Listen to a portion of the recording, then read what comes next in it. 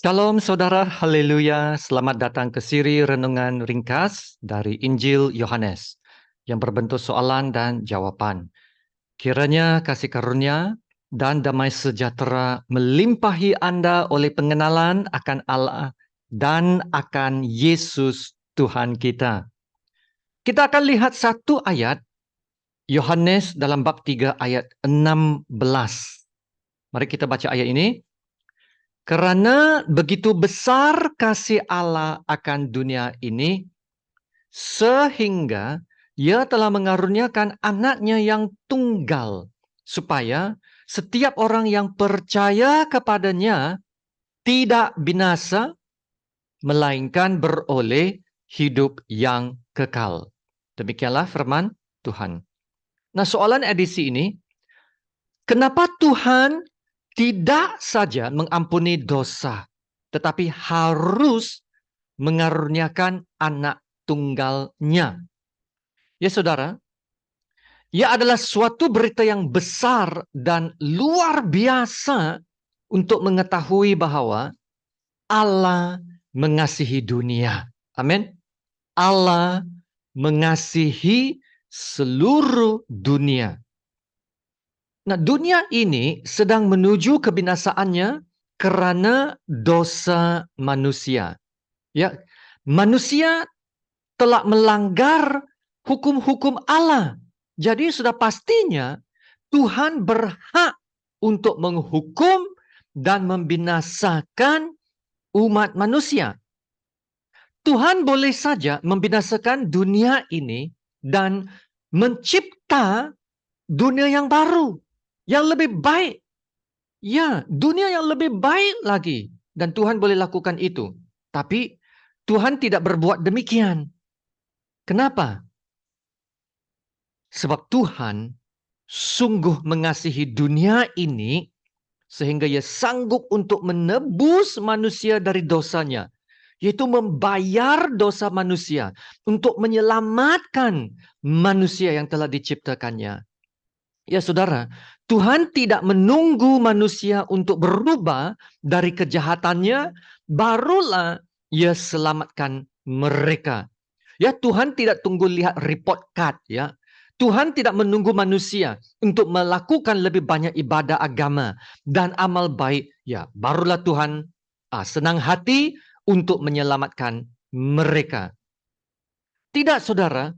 Ya, Alkitab mengatakan dalam Roma bab 5 ayat 8, akan tetapi Allah menunjukkan kasih-Nya kepada kita. Perhatikan, Allah menunjukkan kasih-Nya kepada kita bila oleh karena Kristus telah mati untuk kita ketika kita masih berdosa. Ya saudara, ketika kita masih berdosa. Dalam keadaan kita yang paling jahat, Allah telah menunjukkan kasih-Nya untuk menyelamatkan kita. Ya, bukannya menunggu manusia untuk berubah atau melakukan sesuatu. Tapi pada ketika kita masih berdosa, Allah telah menunjukkan kasih-Nya. Wow, luar biasa. Inilah yang dikatakan kasih yang tak bersyarat. Kasih yang tak bersyarat, yang sangat berbeza dengan kasih yang bersyarat yang terdapat dalam agama atau kepercayaan yang lain. Sebab di dalam agama, pengikut-pengikutnya harus atau wajib melakukan sesuatu atau melakukan semua hukum-hukum agama untuk mendapat keredaan dewa-dewa mereka. Nah, sekiranya mereka gagal, mereka harus coba lagi. Ya, nah inilah kasih yang bersyarat. Tapi dalam Roma bab 5 ayat 8 ini mengatakan, ketika kita masih berdosa, Allah telah menunjukkan kasih-Nya kepada kita. Yaitu pada ketika seseorang itu masih penjahat, ketika seorang itu masih pembunuh, pencuri, pendusta, orang yang tak berdaya, yang tiada harapan, yang tiada kekuatan, Allah telah pun menunjukkan kasih-Nya. Dan saudara, kasih-Nya bukan sekadar kata-kata yang diucapkan, tetapi adalah kasih yang terbukti. Haleluya. Bukan saja kasih yang tak bersyarat, tetapi kasih yang terbukti. Ya, Tuhan membuktikan kasih-Nya dengan mengaruniakan anaknya yang tunggal, ya, supaya setiap orang yang percaya kepadanya tidak binasa, melainkan beroleh hidup yang kekal. Katakan hidup yang kekal. Haleluya. Ya saudara, satu perkara yang kita harus sadar. Nah, Alkitab mengatakan dalam Efesus bab 2 ayat yang pertama, kamu dahulu sudah mati karena pelanggaran-pelanggaran dan dosa-dosamu. Ya, perhatikan ya, dua perkataan ini. Kita sudah mati. Sudah mati karena dosa. Ya, apa yang orang mati boleh buat? Apa yang orang mati boleh buat? Orang mati tak boleh buat apa-apa. Hanya mereput dan terus hilang. Nah, itulah keadaan kita. Kita sudah mati karena dosa-dosa kita.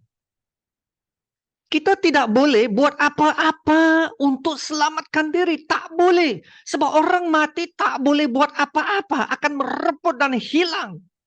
Ya, bukannya seperti seorang yang sedang tenggelam dalam kolam air dan minta, tolong, tolong. Nah, itu masih boleh diselamatkan dengan usahanya sendiri. Yaitu dengan menjerit, minta tolong. Dan harap ada orang lemparkan tali atau pelampung dan Anda coba menyambut tali itu dan ditarik naik ke tempat selamat. Nah, itu adalah keselamatan usaha sendiri. Tapi kalau tentang dosa, kita tidak dapat selamatkan diri dengan usaha sendiri.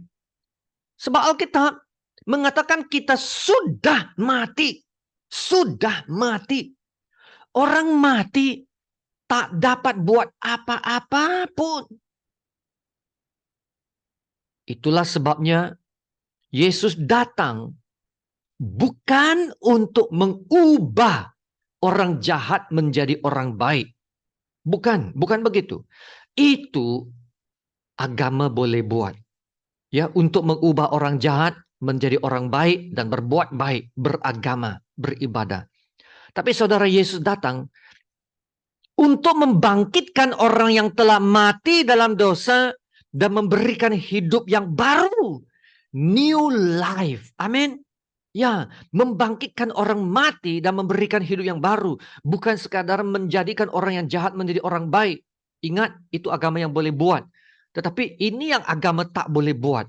Yaitu membangkitkan orang yang mati dan memberikan hidup yang baru. New life. Amin. Mati bagi dosa, hidup bagi Allah. Haleluya. Nah, jadi saudara, itulah maksudnya Yohanes 3:16 ini. Karena begitu besar kasih Allah akan dunia ini, sehingga Ia telah mengaruniakan anaknya yang tunggal, supaya setiap orang yang percaya kepadanya tidak binasa. Ya, tidak binasa, melainkan beroleh hidup yang kekal. Ya saudara, kenapa Tuhan tidak saja mengampuni dosa-dosa manusia? Kenapa perlu mengutuskan anaknya yang tunggal atau mengaruniakan anak tunggal? Ya saudara, Allah adalah kasih yang mengasihi. Itu benar. Tapi kita perlu ingat juga bahwa Allah itu adalah adil dan benar. Adil. Tuhan tidak boleh membiarkan semua dosa-dosa berlalu tanpa dihukum. Setiap pelanggaran hukum mesti dihakimi dan dibayar. Ya, dan Yesus mengambil tempat manusia dan membayar segala dosa manusia. Yesus memenuhi keadilan Allah, yaitu dengan menanggung hukuman yang seharusnya jatuh atas manusia, ya. Penghukuman yang seharusnya jatuh atas manusia telah ditanggung oleh Yesus sendiri. Dan dengan itu, apabila keadilan Allah telah ditanggung oleh Yesus, jadi keadilan Allah itu telah dipuaskan, telah digenapi, sudah dibayar penuh, sudah selesai. Dan karena itu, manusia dapat diselamatkan, dapat dimerdekakan dari hukum dosa dan hukum maut. Haleluya, haleluya. Ya saudara, oleh karena kita telah dibebaskan dari hukum dosa dan hukum maut, maka ayat 16 ini mengatakan setiap orang yang percaya kepadanya tidak binasa. Tidak binasa, haleluya, melainkan beroleh hidup yang kekal. Saudara, inilah dia kisah cinta yang sebenar. The love that is sacrificial. Saudara, kita bersyukur kepada kasih Allah. Allah yang mengasihi kita pada ketika kita masih berdosa. Allah yang selamatkan kita supaya kita tidak binasa, melainkan beroleh hidup yang kekal. Bersyukurlah karena Allah mengasihi. Nah, saudara, saya sendiri telah mengalami kasih Allah ini. Dan karena itu saya dapat tahu sekarang apakah itu kasih yang sebenar. True love. Kasih yang sebenar. Ya, kalau sebelum ini saya coba mencari kasih. Ya, coba mencari perhatian. Coba mencari acceptance dari dunia. Mau diterima ya oleh kawan-kawan.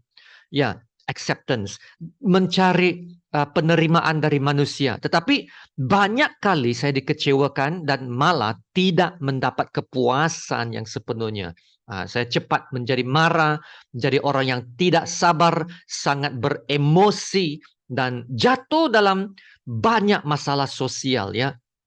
Sehinggalah saya mengenal kasih yang sebenar dalam Yesus Kristus, yang telah membuktikan kasih-Nya, yang sanggup untuk berkorban bagi saya, untuk mengampunkan segala dosa saya. Haleluya. Dengan memberikan saya hidup baru, hidup yang lebih bermakna, hidup yang ada tujuan. Saya tahu tujuan hidup saya sekarang, yang hidup dalam kepenuhan Allah, ya, the fullness of God, the blessings of God.